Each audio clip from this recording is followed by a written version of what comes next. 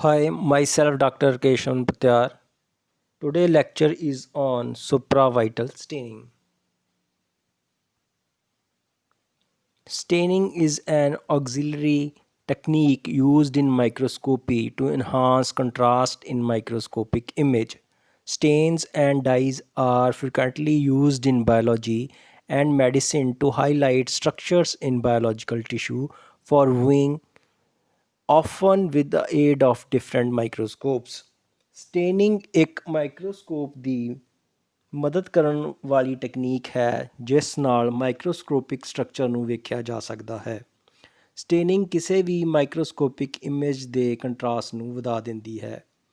ਜੇ ਅਸੀਂ ਇੱਕ ਐਗਜ਼ਾਮਪਲ ਲਈਏ, ਮੰਨ ਲਓ ਇੱਕ ਕਮਰੇ ਵਿੱਚ ਇੰਡੀਅਨ ਡਿਫੈਂਸ ਸੋਲਜਰ ਬੈਠੇ ਹੋਏ ਆ, ਉਸ ਵਿੱਚ ਏਅਰ ਫੋਰਸ, ਆਰਮੀ ਅਤੇ ਨੇਵੀ ਦੇ ਸਾਰੇ ਸੋਲਜਰ ਸ਼ਾਮਿਲ ਹਨ। ਪਰ ਜੇ ਅਸੀਂ ਉਹਨਾਂ ਨੂੰ ਈਜ਼ੀਲੀ ਪਛਾਣਨਾ ਹੋਵੇ ਤਾਂ ਅਸੀਂ ਉਹਨਾਂ ਦੇ ਡਰੈਸ ਦੇ ਕਲਰ ਤੋਂ ਉਹਨਾਂ ਨੂੰ ਪਛਾਣ ਸਕਦੇ ਹਾਂ। ਜਿਵੇਂ ਕਿ ਇੰਡੀਅਨ ਏਅਰ ਫੋਰਸ ਦੀ ਡਰੈਸ ਨੀਲੇ ਰੰਗ ਦੀ, ਆਰਮੀ ਦੀ ਡਰੈਸ ਜਿਹੜੀ ਹੈ ਉਹ ਓਲਿਵ ਗ੍ਰੀਨ ਅਤੇ ਨੇਵੀ ਦੀ ਵਾਈਟ ਡਰੈਸ ਹੁੰਦੀ ਹੈ। ਇਸੇ ਤਰ੍ਹਾਂ ਸਟੇਨਿੰਗ ਦਾ ਪਰਪਸ ਕੀ ਹੈ? ਸੈੱਲਸ ਨੂੰ ਵੱਖ ਵੱਖ ਤਰ੍ਹਾਂ ਦੇ ਸਟੇਨ ਦੇ ਨਾਲ ਰੰਗ ਦੇ ਕੇ ਈਜ਼ੀਲੀ ਪਛਾਣਿਆ ਜਾ ਸਕੇ ਮਾਈਕਰੋਸਕੋਪ ਦੀ ਮਦਦ ਦੇ ਨਾਲ।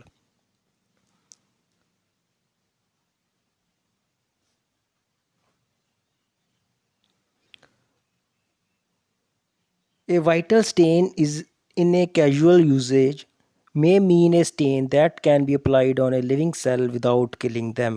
Vital stain have been useful for diagnostic and surgical techniques in a variety of medical specialties. Vital ਦਾ ਮਤਲਬ ਹੁੰਦਾ ਜਿੰਦਾ, ਜਿਹਦੇ ਵਿੱਚ ਜੀਵਨ ਹੈ। ਸੋ ਜਿੰਦਾ ਸੈੱਲਸ ਨੂੰ ਮਾਰੇ ਬਿਨਾਂ ਸਟੇਨ ਕਰਨ ਨੂੰ ਅਸੀਂ ਵਾਈਟਲ ਸਟੇਨ ਕਹਿੰਦੇ ਹਾਂ। ਅਤੇ ਇਹ ਵੀ ਫਰਦਰ ਦੋ ਹਿੱਸਿਆਂ 'ਚ ਵੰਡੀ ਜਾ ਸਕਦੀ ਹੈ, ਇੱਕ ਸੁਪਰਾਵਾਈਟਲ ਸਟੇਨ, ਦੂਸਰੀ intravital stain. In supravital stain living cells that have been removed from an organism, whereas in intravital staining is done by injecting or otherwise introducing the stain into the body. Supravital staining ਵਿੱਚ living cells organism ਚੋਂ ਕੱਢੇ ਜਾਂਦੇ ਆ ਅਤੇ ਉਹਨਾਂ ਨੂੰ stain ਕੀਤਾ ਜਾਂਦਾ।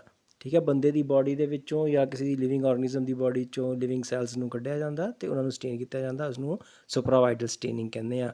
ਪਰ ਇੰਟਰਾਵਾਈਟਲ ਸਟੇਨਿੰਗ ਦੇ ਵਿੱਚ ਕੀ ਆ, ਲਿਵਿੰਗ ਬਾਡੀ ਜਾਂ ਆਰਗਨਿਜ਼ਮ ਦੇ ਅੰਦਰ ਡਾਈ ਜਾਂ ਸਟੇਨ ਇੰਜੈਕਟ ਕੀਤੀ ਜਾਂਦੀ ਆ, ਜਿਹੜੀ ਅੰਦਰ ਜਾ ਕੇ ਲਿਵਿੰਗ ਸੈੱਲਸ ਨੂੰ ਸਟੇਨ ਕਰਦੀ ਹੈ। ਸੋ ਸਾਡੇ ਕੋਲ ਵਾਈਟਲ ਸਟੇਨਿੰਗ ਦੋ ਤਰ੍ਹਾਂ ਦੀ ਹੋ ਗਈ, ਇੱਕ ਸੁਪਰਾਵਾਈਟਲ ਅਤੇ ਇੰਟਰਾਵਾਈਟਲ।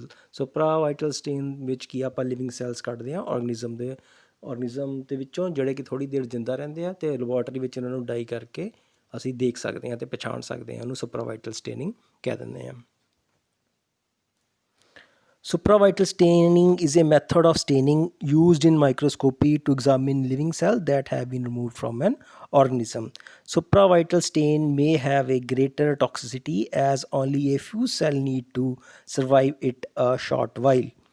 As the cells are alive and unfixed outside the body, supravital stains are temporary in nature. ਵੈਸੇ ਡੈਡ ਸੈੱਲ ਹੀ ਸਟੇਨ ਹੁੰਦੇ ਆ, ਕਿਉਂਕਿ ਉਹਨਾਂ ਦੀ ਸੈੱਲ ਮੈਂਬਰੇਨ ਡਾਈ ਨੂੰ ਈਜ਼ੀਲੀ ਆਪਣੇ ਅੰਦਰ ਐਂਟਰ ਹੋਣ ਦਿੰਦੀ ਹੈ। ਪਰ ਲਿਵਿੰਗ ਸੈੱਲ ਦੀ ਸੈੱਲ ਮੈਂਬਰੇਨ ਡਾਈ ਨੂੰ ਆਪਣੇ ਅੰਦਰ ਐਂਟਰ ਨਹੀਂ ਹੋਣ ਦਿੰਦੀ। ਪਰ ਇਸ ਸਿਧਾਂਤ ਦੇ ਉਲਟ ਸੁਪਰਾਵਾਈਟਲ ਸਟੇਨ ਆਪਣੇ ਲੋ ਮੋਲੀਕੂਲਰ ਵੇਟ ਜਾਂ ਕੋਈ ਹੋਰ ਖਾਸ ਪ੍ਰੋਪਰਟੀ ਕਰਕੇ ਲਿਵਿੰਗ ਸੈੱਲ 'ਚ ਐਂਟਰ ਕਰ ਜਾਂਦੀ ਹੈ ਅਤੇ ਸੈੱਲ ਦੇ ਕਿਸੇ ਖਾਸ ਮਾਈਕਰੋਸਕੋਪਿਕ ਸਟਰਕਚਰ ਨੂੰ ਸਟੇਨ ਜਾਂ ਰੰਗ ਦਿੰਦੀ ਹੈ ਅਤੇ ਬਾਹਰ ਆ ਜਾਂਦੀ ਹੈ। ਸੁਪਰਾਵਾਈਟਲ ਸਟੇਨ ਬਹੁਤ ਹੀ ਜ਼ਿਆਦਾ ਟੌਕਸਿਕ ਹੁੰਦੀ ਹੈ, ਜ਼ਹਿਰੀਲੀ ਹੁੰਦੀ ਹੈ ਅਤੇ ਲਿਵਿੰਗ ਸੈੱਲ ਇਸ ਨੂੰ ਬਹੁਤਾ ਸਮਾਂ ਨਹੀਂ ਝੱਲ ਸਕਦੇ। ਇਸ ਲਈ ਸੁਪਰਾਵਾਈਟਲ ਸਟੇਨਿੰਗ ਤੋਂ ਬਾਅਦ ਇਹਨਾਂ ਲਿਵਿੰਗ ਸੈੱਲਸ ਨੂੰ ਪਾਣੀ ਨਾਲ ਛੇਤੀ ਤੋਂ ਛੇਤੀ ਵਾਸ਼ ਕਰ ਦਿੱਤਾ ਜਾਂਦਾ ਹੈ।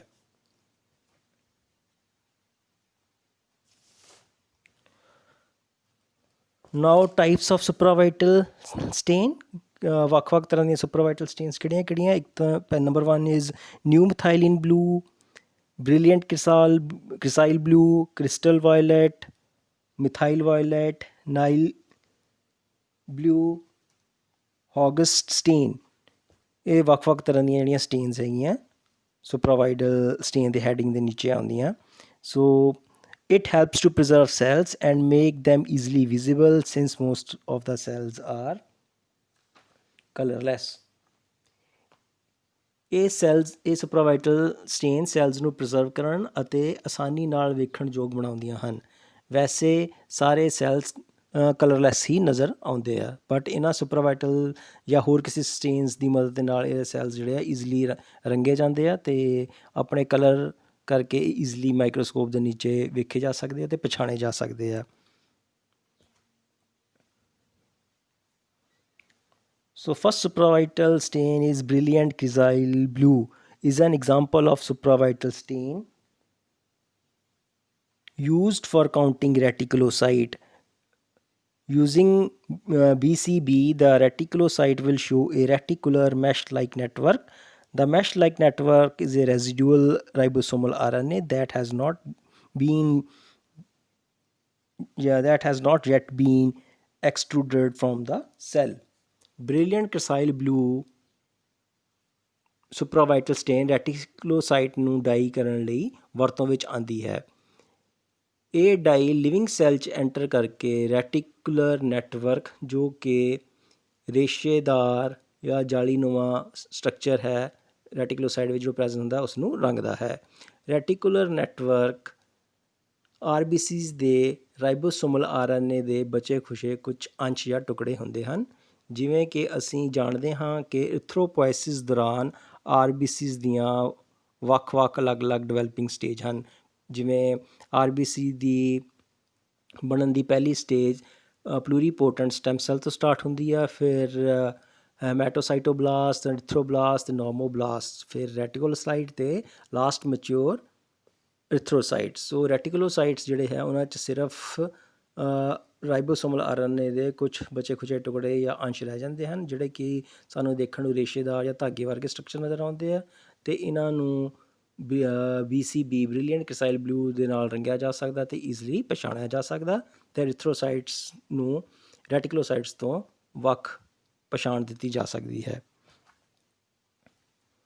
Next is the new methylene blue is a organic compound of thiazine class of heterocycles. It is used as a stain and as an antimicrobial agent, typically used for